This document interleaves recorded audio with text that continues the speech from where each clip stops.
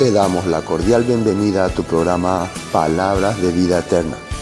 En esta ocasión estamos estudiando el libro de Primera de Timoteo. Herido por nuestros pecados, sufrió el castigo de nuestra paz, y por su llaga fuimos sanados. Jesús, sacrificio de amor, el precio de la redención. Primera epístola del apóstol San Pablo a Timoteo. Primera Timoteo 1. Pablo, apóstol de Jesucristo por mandato de Dios nuestro Salvador, y del Señor Jesucristo nuestra esperanza, a Timoteo, verdadero hijo en la fe, gracia, misericordia y paz de Dios nuestro Padre y de Cristo Jesús nuestro Señor. Como te rogué que te quedaras en Éfeso cuando fui a Macedonia para que mandaras a algunos que no enseñen diferente doctrina, ni presten atención a fábulas y genealogías interminables, que acarrean discusiones más bien que edificación de Dios que es por fe, así te encargo ahora. El propósito de este mandamiento es el amor nacido de corazón limpio, de buena conciencia y fe no fingida. Algunos, desviándose de esto, se perdieron en vana palabrería. Pretenden ser doctores de la ley, cuando no entienden ni lo que hablan ni lo que afirman. Pero sabemos que la ley es buena, si uno la usa legítimamente, conociendo esto, que la ley no fue dada para el justo, sino para los transgresores y desobedientes, para los impíos y pecadores, para los irreverentes y profanos, para los parricidas y matricidas, para los homicidas, para los fornicarios, para los sodomitas, para los secuestradores, para los mentirosos y perjuros, y para cuanto se oponga a la sana doctrina, según el glorioso evangelio del Dios bienaventurado, que a mí me ha sido encomendado. Esta carta aproximadamente ya se escribió en los últimos tiempos del apóstol Pablo, cuando él ya estaba. Hay una carta que hay un tiempo en que él es liberado. Pablo es liberado y predica es liberado de la cárcel, pero predica siempre custodiado, es como tipo prisión domiciliaria. Y finalmente después él otra vez vuelve a ser encarcelado y ya ahí no sale más. Entonces podemos entender que lo que Pablo acá le va a escribir a Timoteo son mensajes tan importantes porque era lo último que le iba a estar diciendo. ¿Y quién era Timoteo? Era un joven que él había encontrado cuando estaba viajando en Listra. ¿Se acuerdan cuando predicábamos cuando Pablo viajaba a Listra y Macedonia?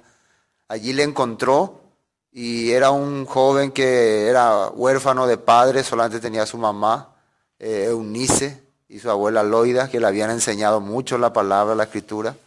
Y así él había aprendido. Nosotros podemos ver que él, siendo desde niño, sus padres, él era de madre judía y de padre griego. Y su padre, por lo visto, no quería que él siga la tradición judía, porque no le gustaba. Había muchas mujeres judías que habían salido de la costumbre judía de casarse con otros judíos y se casaron con griegos también. Entonces el resultado de eso fue que, por más que ella quería seguir sus tradiciones, su papá, que era griego, no le gustaba.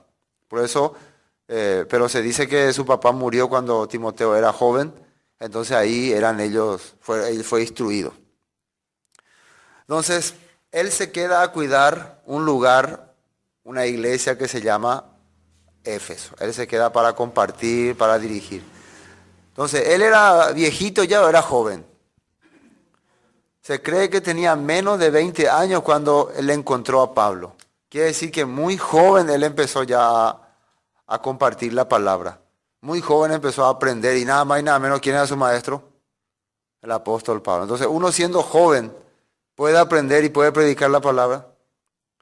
Sí. Si uno siendo joven aprende la palabra de verdad, seriamente, realmente va a ser una persona instruida delante de Dios. Pero normalmente los jóvenes, ¿qué hacen en este tiempo? Se la pasan hablando todo tonterías, se la pasan jugando, se la pasan viendo cosas que no le edifican, se la pasa amando el mundo. Entonces su mente se va directamente al mundo. Pero vemos nosotros que este joven, por haber sido instruido por su abuela y por su mamá, cuando encuentra con el apóstol Pablo, inmediatamente se conecta con él. Por eso, si los mayores, si los padres no instruyen a los hijos van a ser siempre descarriados. Es una importancia que los padres instruyan a los hijos.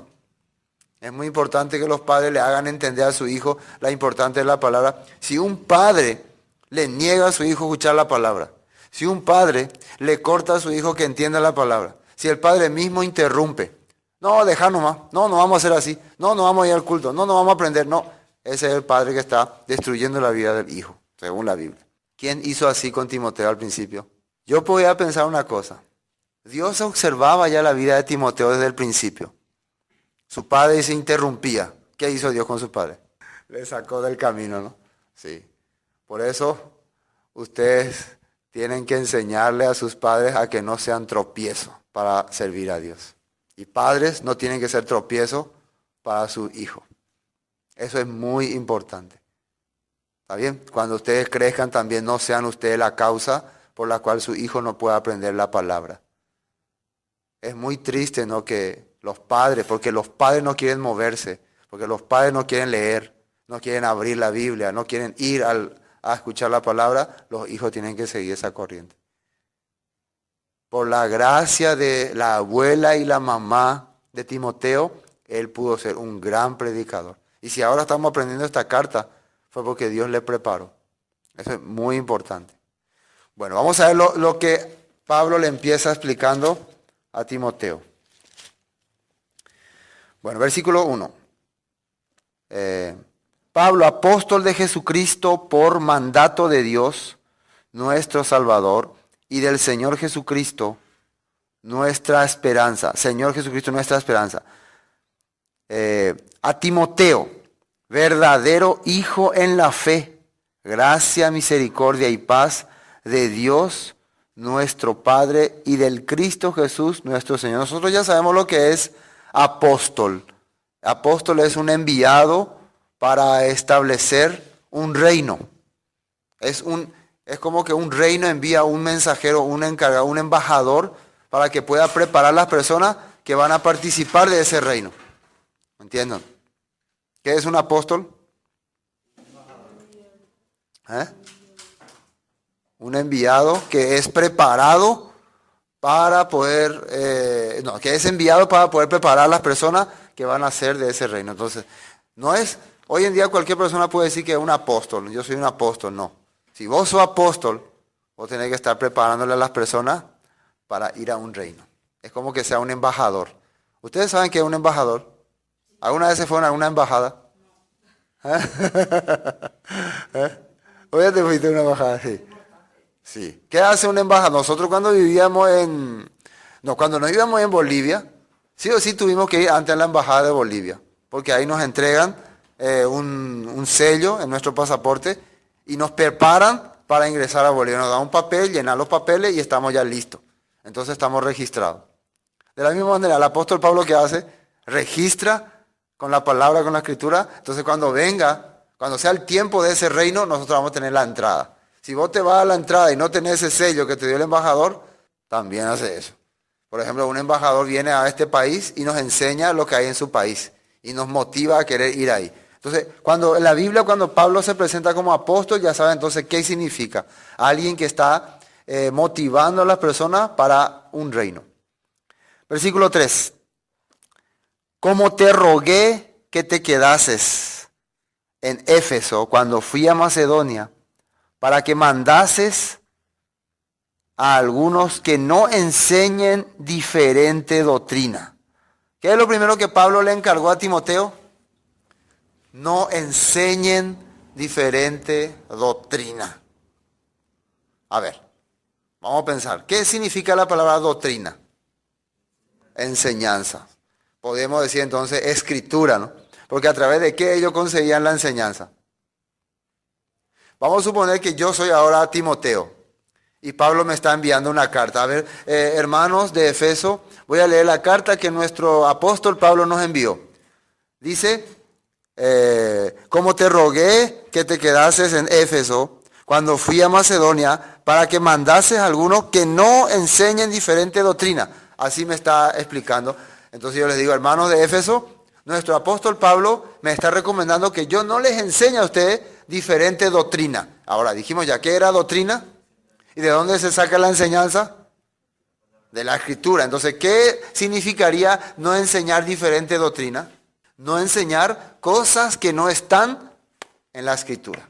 No enseñar cosas que Dios no mandó. No hablar cosas que Dios no dijo. Y eso ya se repite desde Deuteronomio, Éxodo, Reyes, en todos los apóstoles, profetas, perdón, todos los profetas y la Torá, la ley de Dios, se habla de no mezclar, no contaminar.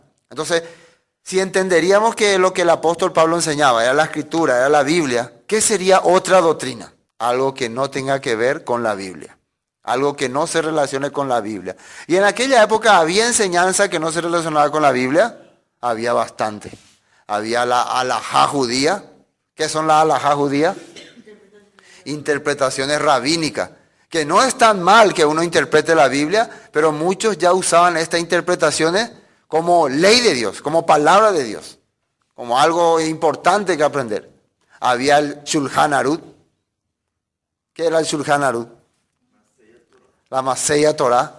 Eran como tipo ordenanzas ya, como aparte de interpretaciones ya algunos decretos que sacaron. Decretamos tal cosa, decretamos tal cosa, decretamos tal cosa. Así estaban. Entonces, eso era muy fuerte en ese tiempo. Se enseñaba mucho. Entonces, ya que Timoteo estaba entrando en la comunidad, estaba siendo líder, Pablo le recomienda, no vaya que meterte en esta cosa, Timoteo Sherá. No vaya que enseñar estas cosas a la gente. Primera cosa que te digo, no, porque era fácil, era joven, podía ser influenciado por muchos rabinos, ¿no? Por muchas otras personas. Por eso en una parte dice, nadie tenga en poco tu juventud. Así dice. Ocúpate en la lectura. Quiere decir, estudia. Eso es importante. Entonces, primera recomendación que se le hace a uno que va a guiar una iglesia, ¿cuál es? No enseñe cosa que no sea de la Biblia. No traiga interpretaciones fuera de la palabra. Ni presten atención a fábulas y genealogías interminables que acarrean disputas más bien que edificación de Dios, que es por fe, así te encargo ahora. También dice, no presten atención a fábulas y genealogías. ¿Qué son fábulas? Fábulas son como tipo cuentos,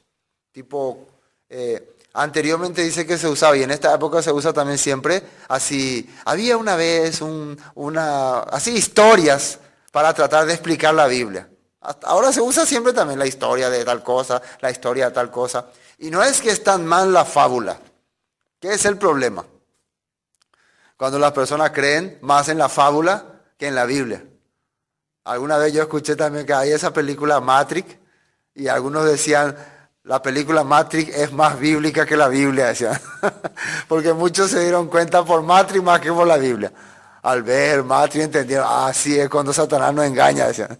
O al ver, no sé, películas como las Crónicas de Narnia o Sirenita. Hay mucha gente que a través de películas quiere explicar, y está bien. No es que está mal, pero Pablo, ¿qué le está diciendo? No presten atención, no se concentren, porque en esa época se usaba mucho la fábula para explicar las cosas de Dios. Y pasó que las fábulas formaron parte ya de la halajá judía. ¿Qué quiere decir eso? De la manera de enseñar. Se le enseñaba más con fábulas que con escritura. ¿Entienden esta cosa? Y cosas como esa, por ejemplo, parábolas. ¿Para qué se usaban las parábolas o así estos cuentos? Generalmente, ¿para qué tipo de personas se usaba esto? Para los que estaban duros de corazón. Entonces, ¿por qué le está diciendo? No se quiere decir que no endurezcan sus corazones. En estas cosas le está diciendo. Ni presten atención a fábulas y a genealogías interminables. ¿Qué es eso? No, genealogías interminables es como decir que las personas se caracterizaban por yo de qué genealogía soy, yo de qué tribu soy, yo de qué gen soy. Ellos querían descubrir su origen. si soy de la tribu de Benjamín, para saber si eran judíos.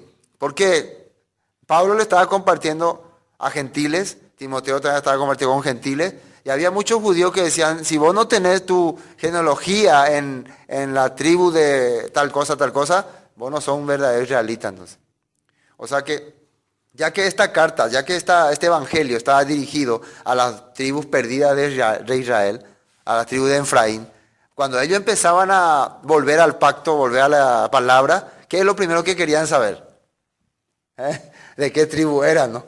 ¿A qué tribu pertenecían? ¿Cómo fue su genealogía? Y algunos descubrían, eso yo pertenezco a tal, yo pertenezco. En aquella época todavía se podía encontrar.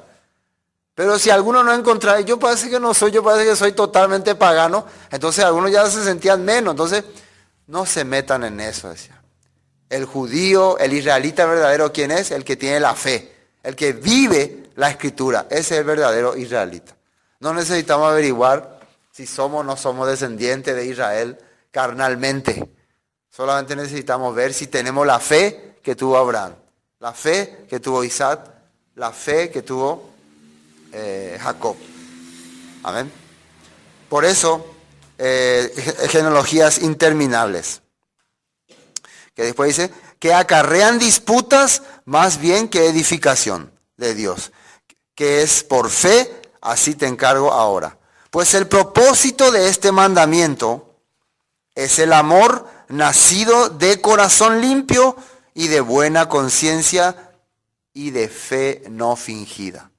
O sea, el objetivo de no enseñar, el propósito de no enseñar palabras que no sean de la Biblia, de no meterse con genealogía interminable, de no atraer, de no conectarse con fábulas, es, que dice acá, tener un verdadero amor nacido del corazón limpio y de buena conciencia y de fe no fingida. No estar actuando. No actuar ante otra persona. Versículo 6. Por eso hay que entender bien, cuando dice fe fingida, se refiere a, como vos no conocés la palabra a profundidad, y como vos no conocés la escritura a profundidad, entonces empezás a confiar en cosas que no tienen nada que ver con Dios. Entonces, disimulá que cree en Dios, pero no se manifiesta en tu corazón. Eso es fingido. Disimular nomás. Pues, versículo 6.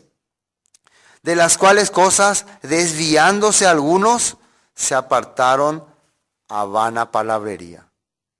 Por eso, si tu conocimiento, si nuestro conocimiento, nuestro entendimiento nos va a llevar a menospreciar a otro, a criticar a otro, mejor dejamos nomás. Hay muchas personas yo conozco mucha gente que empieza a conocer a profundidad y ya empieza a mirarle como menos a otra. Por ejemplo, yo supongamos que empiezo a entender muchas cosas que me doy cuenta que vos no entendés. Jacobo no entiende. Entonces, este es un ignorante. ¿Qué tal, hermano? ¿Cómo estás? Bien nomás. Ese tampoco no entiende nada. Este es todavía tipo pagano. Entonces, mi fe, ¿qué está haciendo? Fingida. Estoy teniendo un corazón falso. Así está hablando. Entonces, mejor salgo de eso, ¿no? Mejor no quiero realmente ser muy instructivo en estas cosas para no contaminar. Yo estoy convencido que si una persona estudia la ley, la Torá y los profetas, como está escrito, jamás va a tener corazón de menospreciar a otro. Jamás va a mirarle menos a otro. Jamás va a pensar que otro es menos que él. Jamás. Ahí, por eso Jesús decía, por su fruto lo conoceré. Cuando ve que una persona ya le toma en poco a las personas, leyó mucho, sabe mucho o no sabe nada, quiere decir que no entendió el corazón de Dios. La persona que realmente estudia la palabra no puede tener en poco a otra persona. Jamás le va a considerar poca cosa a nadie. Si no sabe, va a querer instruirle, va a querer enseñarle. Eso Pablo le está enseñando a Timoteo. Para ser un predicador, no tenés que mirarle como menos a otra persona. No tenés que pensar que vos sabes lo todo y estos son una bola de ignorantes, como dice José Antonio. Unos zánganos. No. Toda la persona que tenga deseo de aprender y lo que vos le puedas instruir, tenés que enseñarle. Si tiene ese deseo de aprender. A la persona que no quiere aprender no le puedo obligar también. pero no tenga fe fingida. ¿Qué es fe fingida? Sabe que no entiende nada y le menosprecia por eso. Eso no tiene que hacer. Después,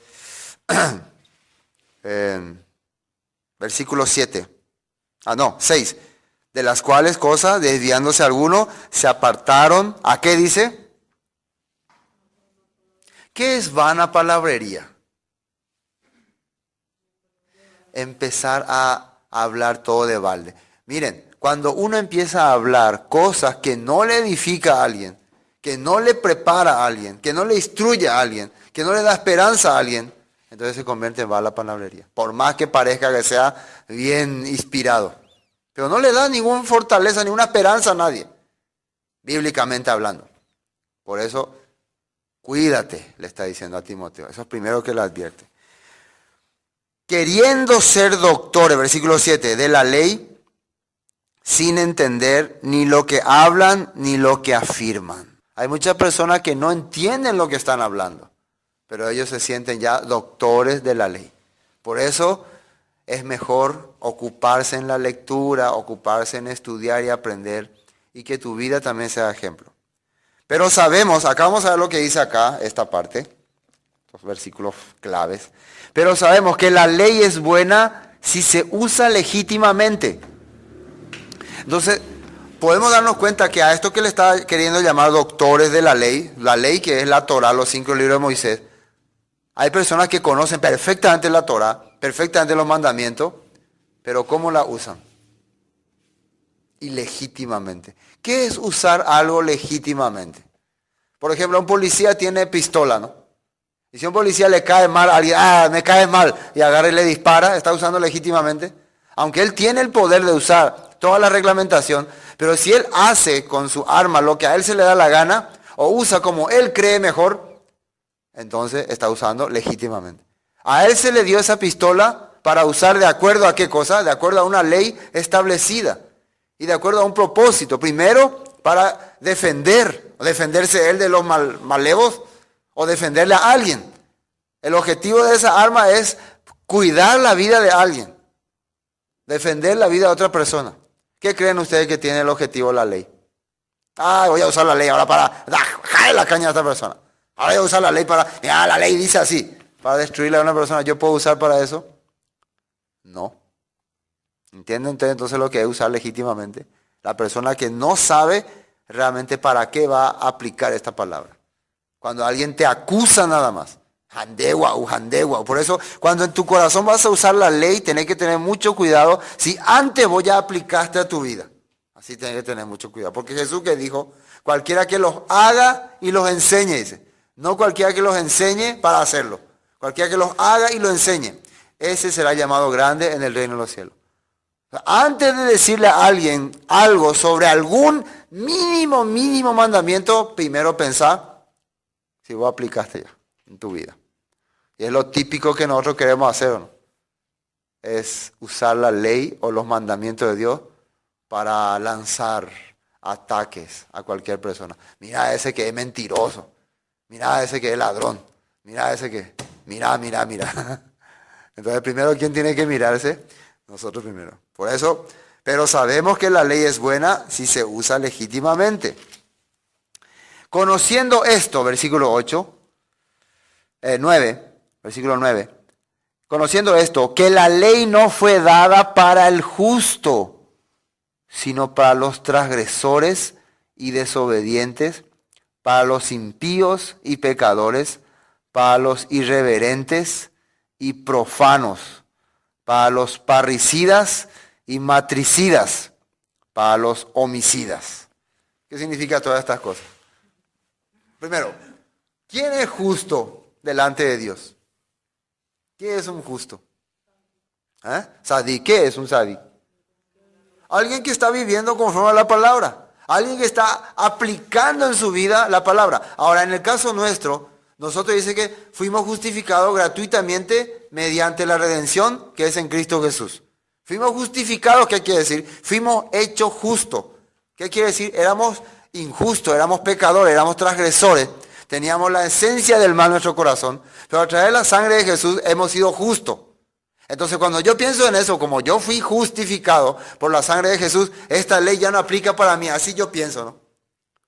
Pero yo tengo que entender qué es ser justo.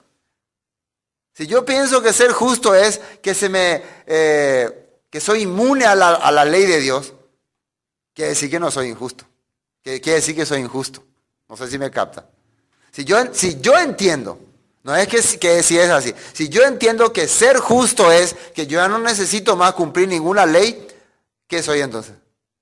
Injusto. Ahí no puedo ser justo. Entonces, si yo entiendo que fui justificado por la sangre de Jesús, por la obra de Jesús, que Él murió y derramó su sangre para hacerme justo, ¿qué entiendo? Que ahora sí puedo vivir conforme a la palabra.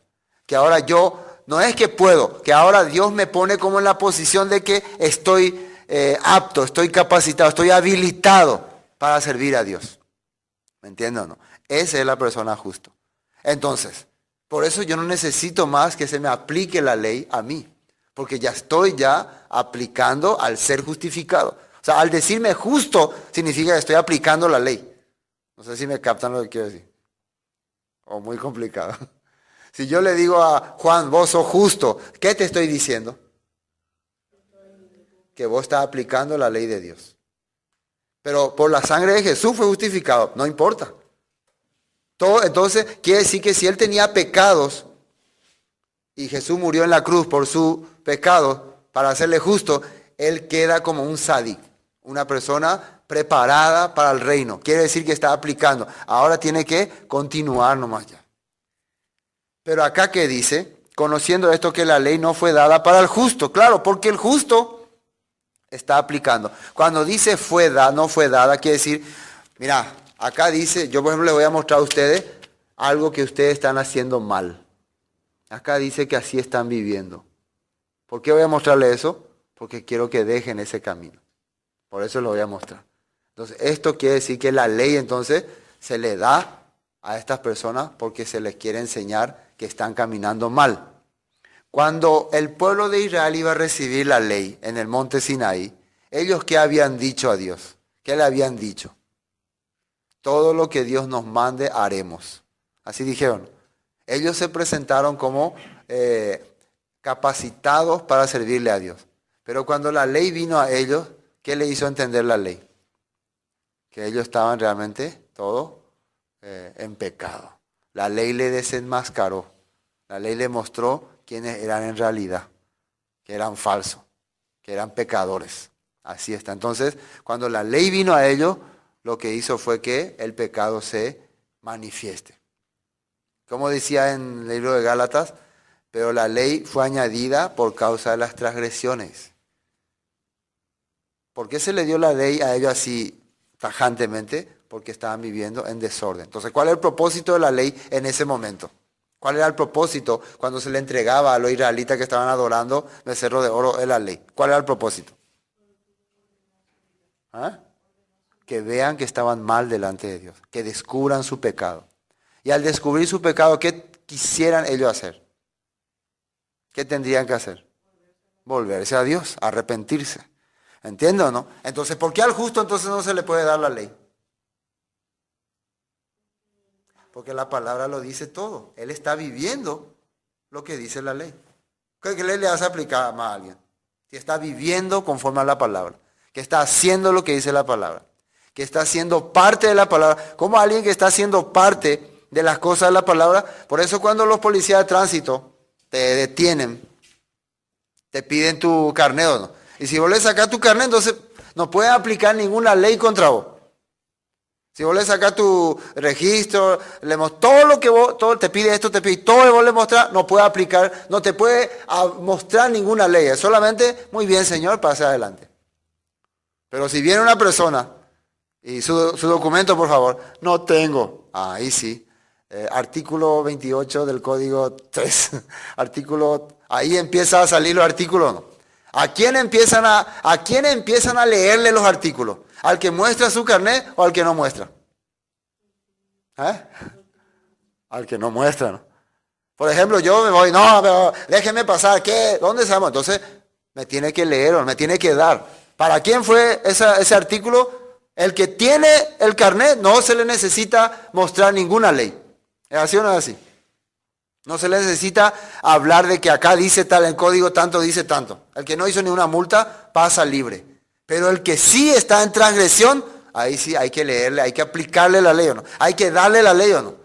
Y al dársele la ley, ¿qué entiende esa persona? Soy transgresor. ¿Entienden hasta acá? ¿Entienden lo que el apóstol Pablo quiere decir? ¿O es complicado todavía? No es complicado. Bueno, estamos en 1 Timoteo, capítulo 1. Bueno, entonces ahora podemos entender. Versículo 9 dice, conociendo esto que la ley no fue dada para el justo. Pero esta es la palabra que muchas personas tienen en su mente. Y como yo soy justo, ya no necesito más cumplir la ley. No, vos sos justo porque está aplicando la ley. O sea, el que sea justo quiere decir que vos estás viviendo conforme a la ley. Estás haciendo las cosas de Dios. Estás siendo una persona que le agrada a Dios. Eso quiere decir justo. No, pero yo fui justo por la sangre de Jesucristo. Y claro, igual, si la sangre de Jesucristo fue derramada en la cruz, fue para quitar tus transgresiones y para que Dios te vea como persona que está aplicando la ley de Dios. Dios no te ve más como una persona pecadora, sino te ve como una persona aplicadora de la palabra de Dios. ¿Entienden hasta acá? Por eso es importante entender esto. Versículo 9. Entonces, conociendo esto, que la ley no fue dada para el justo, sino para los transgresores. ¿Qué es transgresor? ¿A quién se le llama transgresor? Al que quebranta la ley. ¿Y eso cómo se llama? El transgresor de la ley, ¿qué es? Pecador. Pecador, injusto o pecador. Entonces, la ley se le aplica, o sea, se le, ¿cómo se puede decir? Se le demuestra al que ha transgredido. Eso quiere decir. A mí no me pueden mostrar la ley porque yo no he transgredido. Por eso nomás dice. Bueno. Después, ¿quién dice quién es transgresores? Y desobedientes para los impíos y pecadores, para los irreverentes, profanos, para los parricidas. ¿Saben qué es parricida? Los asesinos de sus padres, que le matan a sus padres. Matricidas, asesinos de sus madres. Y homicidas, asesinos de hombres. Matan a hombres. Para los fornicarios. Para ellos fue dado la ley. En serio. Si una persona no está viviendo en fornicación, ¿por qué yo voy a venirle a sacar la ley? Mira, acá la ley dice no fornicarás. ¿Sí? ¿No entiendo? ¿Sí? Yo estoy aplicando eso. No va a tener... No, pero acá la ley dice no fornicarás. ¿Y? Después, acá dice para los parricidas, dice no matarás a tu madre. ¿Y? Sí, está bien. Yo no mato. Entonces, no me acusa a mí, ¿no? Entonces la ley no, se dan cuenta que no tiene fuerza sobre mí, no me pone en juicio. ¿Por qué? Estoy viviendo conforme a esta palabra. Estoy haciendo conforme a esta palabra. Estoy siendo realmente una persona obediente a la palabra. Pero el decir, no, pero nadie podemos cumplir, es una mentira del diablo. Porque si Dios puso sus leyes, es porque sabía que podíamos cumplir. Otra cosa es, nadie queremos cumplir. Eso es muy diferente. Nadie queremos. Y si por si acaso el apóstol Juan dice, tropezamos, caemos, porque somos débiles, tenemos nuestro abogado. Recuerden que el abogado, cuando vos tenés un abogado, no es para, menos mal tengo un abogado, puedo ya matarle a mi mamá, puedo ya matarle a mi papá. Supongamos que vos tenés una enemistad con una persona y contratar a un buen abogado. Señor abogado, le contrato para que sea mi abogado personal. Ya, gracias. Ahora quiero ya matar a una persona. Así voy a hacer. No. ¿Para qué el abogado es? Para que te defienda cuando vos tenés algún tropiezo en la vida. No sé, venía manejando y te salió alguien. O peleaste con alguien y sin querer le mataste. Para eso son los abogados. En el último caso, si hasta cometiste un crimen, para demostrar si realmente... Muchas veces el abogado lo que trata de hacer, si vos cometiste un crimen, es hacerte entender que bueno, estaba mal, tenía mal carácter. Hasta ahí lo máximo que puede hacer. ¿Me entiende o no? El abogado. Pero más de eso no puede. Si vos sos culpable, ni por más bueno que sea el abogado, igual tenés que irte a la cárcel. Por eso no se confundan que abogado, al tener abogado tenemos. Algunos dicen, yo te chavalco dice abogado. Quiere decir que pueden robar, mentir, fornicar. No. Dios observa eso. Es decir, porque somos débiles, Dios nos puso a Jesús como nuestro abogado. Entonces, para los fornicarios, para los sodomitas. ¿Quiénes son sodomitas? Los homosexuales. Entonces, hoy en día las personas que tienen esta tendencia piensan que no existe la ley para ellos. Que no hay la ley para ellos. Está en la Biblia. La ley ha sido para ellos también. Después, para los secuestradores. ¿Y quiénes son secuestradores? En esa época se le llamaba secuestrador a la gente que iba y arrasaba con aldeas, así con barrios pobres, y les llevaba a la gente y los vendía como esclavos. A eso se le llamaba secuestradores. Había muchas veces que algunas personas iban, había grandes señores, y llegaban así, por ejemplo, a un barrio pobre. Por ejemplo, se van al campo y hay barrios pobres, y entran y les sacan ahí a los jóvenes, las niñas, y les llevan y les venden como esclavos. Así era antes, en la vida. Bueno, para estos también, para los que hacen estas cosas también. Dígame si esta práctica actualmente sigue vigente. Se sigue haciendo, aunque ustedes no lo crean, ¿no? En México, ustedes suelen ver en esos programas, se roban niños, se roban señoritas jóvenes y se los lleva, se les vende como esclavas. Así se hace. En Argentina, en España, se hace mucho. Estos grupos guerrilleros, ellos secuestran jóvenes y les obligan muchas veces a formar parte de su grupo, si no los matan. Así es, en México especialmente ocurre esa cosa. Entonces esta cosa, la Biblia mostraba que contra esta clase de personas la ley está aplicándose para juzgarle. Para los mentirosos. Y este es un pensamiento que nosotros pensamos que el mentiroso está suelto de todo pecado. ¿Será? El mentiroso. Fíjense que en qué categoría le está poniendo el apóstol Pablo a mentiroso. Miren, categoría de parricida, matricida, homicida, fornicario, sodomita, secuestradores, mentiroso también. No, pero pastor, mentiroso no es tan grave. ¿Será? ¿Mentir no es tan grave? Es grave. Si yo tengo la costumbre de mentir, ¿cómo tengo que sentirme entonces cuando me aplican esa ley? ¿Justo? Ahí yo tengo que pensar. Si yo miento cada rato, se me ocurre mentir y pienso que soy justo, ¿estoy en lo correcto? Si la Biblia me está diciendo que la ley fue dada para toda esta clase de personas y entre ellos entra mentiroso, entonces yo no me salvo de eso. ¿Qué tengo que hacer entonces? ¿Para qué la ley me está mostrando mi pecado? ¿Qué hago yo cuando descubro que estoy viviendo en mentira? Que estoy haciendo una mentira, ¿qué hago? Me arrepiento. Me arrepiento y no crean que arrepentirse es, Señor, perdóname porque mentí. No, eso no es arrepentimiento. Arrepentimiento es dejo la mentira. Eso es arrepentimiento. ¿Entienden? Dejo la mentira. No es que me voy, me arrodillo y le pido perdón a Dios y, por lo menos ya me perdono. Y continúo con la mentira.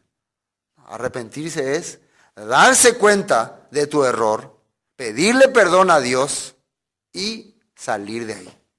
Ahí se completa el proceso del arrepentimiento. Eso es lo que muchas personas no entienden. Por eso, nosotros, por ejemplo, tenemos que pensar muy bien. No mentimos. Y si mentimos, ¿por qué mentimos? ¿Es necesario muchas veces mentir? Puede ser que alguna vez se le salve la vida a alguien. Recuerden que hay leyes que anteponen a la vida, dice. Hay leyes que... el propósito de la ley es salvar vida. ¿Sabían eso? El propósito de la ley no es matar. Por eso dice que si la ley se usa legítimamente, hay que usarla legítimamente, como el arma, ¿no?, del policía. Si el policía usa el arma para matar a alguien que le cae mal, se está usando ilegítimamente. Si el policía usa el arma, ¿para qué tiene el policía su pistola? Para defenderle a las personas, para defenderse él mismo. Igual la ley. La ley es para salvar vida. Entonces vos tenés que pensar si alguna vez tenés que mentir. ¿Es para salvar alguna vida? ¿O es para salvar alguna, no sé, o es para justificarte? ¿Para qué? Tenés que pensar cuando alguna vez mientan, sí, porque por la debilidad humana sí o sí una vez tenemos que mentir. Eso es una de las cosas que más complicado es en el corazón de la persona. Y la Biblia dice que todo el hombre es mentiroso, así que ya no hay forma de escaparse de eso. La Biblia dice así, ¿o no? O sea, Dios verá y todo hombre es mentiroso. O sea, Dios nos califica como mentiroso. Entonces, al calificarnos Dios como mentiroso y decir que esto es para que aplique la ley, en los 10 mandamientos está, no mentirá, ¿qué nos hace entender Dios? Que sí o sí necesitamos de su gracia, que no podemos jactarnos en nada. No puedo andar diciendo yo soy todo, ni entendedor, ni doctor de la ley. Ahí ya me arrodillo, ahí ya caigo, ahí ya me humillo, ahí ya digo, ay, realmente soy una persona que necesita la misericordia de Dios. Porque no podemos escapar de él. Creo que una de las dos cosas que no se puede escapar toda persona, la codicia y la mentira. Le cuesta muchas veces. Por eso necesita siempre estar estudiando su corazón. Entonces tengo que saber por qué yo mentí ayer, por qué mentí hoy. ¿Era necesario mentir hoy? ¿Realmente tenía que mentir o realmente todavía estoy cubriendo mi pecado con esta mentira? Estoy haciendo que mi pecado crezca más grande. Recuerden que el rey David callaba, mentía, hablaba cosas y dice que se endurecían sus huesos, dice, se consumían sus huesos. Entonces uno tiene que llegar a ese punto. Voy a salir de esto. Arrepentite, salí de la mentira. ¿A quién le está enseñando esto el apóstol Pablo? A Timoteo, a alguien que va a dirigir a unos hermanos. Entonces, si no era importante, no le iba a mencionar acá. Cuidado, Timoteo. Enseñanza falsa, doctrina falsa, fábulas, cuentos, genealogía interminable. Dejate de estas cosas. Bueno, y finalmente, y perjuros, mentirosos y perjuros. Perjuros son los que juran en falso. Se la pasan diciendo, te juro que voy a hacer lo que me dijeron, te juro. O ahora prometo a Dios que voy a dedicar mi vida para servirle. Y mentira, no estaban teniendo ese plan. Hay mucha gente que decidió servirle a Dios, pero a la mitad del camino dijo, no, cuidado con eso. La ley se cae sobre esa persona. Hay esa persona, no, si vamos a servir a Dios, vamos a hacer las cosas para Dios, vamos. Entonces eso es jura en falso. Jura porque como es que los israelitas dijeron, todo lo que el Señor nos mande haremos, como que prometieron, hicieron una promesa, pero en su corazón no estaba dispuesto, no estaba listo. Y para cuanto se oponga a la sana doctrina. Otra vez, ¿qué es doctrina? Enseñanza. ¿En qué se basaban ellos para tener su enseñanza? ¿Qué usaban en la época del apóstol Pablo para tener enseñanzas? ¿Qué usaban? La Torá, los profetas y los salmos. Por eso nadie debe oponerse a las escrituras, los 5 libros de Moisés, los profetas y los salmos. Si contra eso alguien se opone, entonces esa persona sí está errándose, equivocándose. Pablo le decía a Timoteo, ocúpate en la lectura. Así le decía, cuídate. También que desde tu niñez te han sabido instruir, que pueden darte salvación. Así le estaba hablando constantemente. Quiere decir que la escritura, todo lo que nosotros estudiamos, los 5 libros de Moisés, los salmos, son revelaciones de Dios. No son cosas terminadas.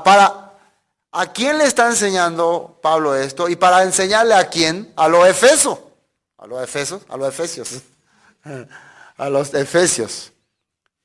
Entre los efesios había muchos gentiles. Casi 70% eran gentiles que estaban viniendo. Entonces tenía que saber que lo que Pablo quería que le enseñara a los gentiles era netamente la escritura. No vaya a mezclar el Alajá, ni el Shulchan Aruch, ni la Maseya Torah, ni el Talmud, ni otra cosa. Solamente la doctrina bíblica. Por eso se le decía sana doctrina, porque no fue manipulada. Cuando una cosa sana es cuando no está, cuando no tiene algún virus. ¿Sí o no? Es sano. Una fruta cuando no tiene bicho es sano. Una carne cuando no está podrida es sano. Una persona cuando no tiene enfermedad es sano. Una escritura cuando no tiene interpretaciones o agregadas, cosas agregadas, es sana doctrina. Entonces, la sana doctrina es simplemente la escritura, la Biblia. 11. Según el glorioso evangelio del Dios bendito que a mí me ha sido encomendado. Entonces, para los fornicarios, para los sodomitas, para los secuestradores, para los mentirosos y perjuros, y para cuantos se opongan a la sana doctrina. Dice. Para estas personas fue dada la ley. ¿Qué le parece? Para estas personas, a ellos se les muestra así la ley. Qué bien, yo me libré de la ley, yo no. ¿Por qué a mí no? Porque yo la estoy aplicando. Yo estoy viviendo. Entonces es muy claro que lo que acá Pablo nos enseña, Pablo le está enseñando a Timoteo, tu vida va a ser claro testimonio ante las demás personas. Cuando vos vivís conforme a la Escritura, las personas van a darse cuenta que están equivocándose. Simplemente. Cuando vos vivís contrario a la Escritura, la persona no va a poder distinguir. Tu vida tiene que ser ejemplo para ellos. Bueno, y hasta aquí vamos a compartir. Culpable por nuestras rebeliones, herido por nuestra... Esto fue Palabras de Vida Eterna, con el estudio del libro de Primera de Timoteo. Para cualquier información sobre este tema que hemos compartido hoy, comuníquese con nosotros al 0981 60 46 77. Bendiciones y hasta pronto. El precio de la redención. El precio de la redención. El precio de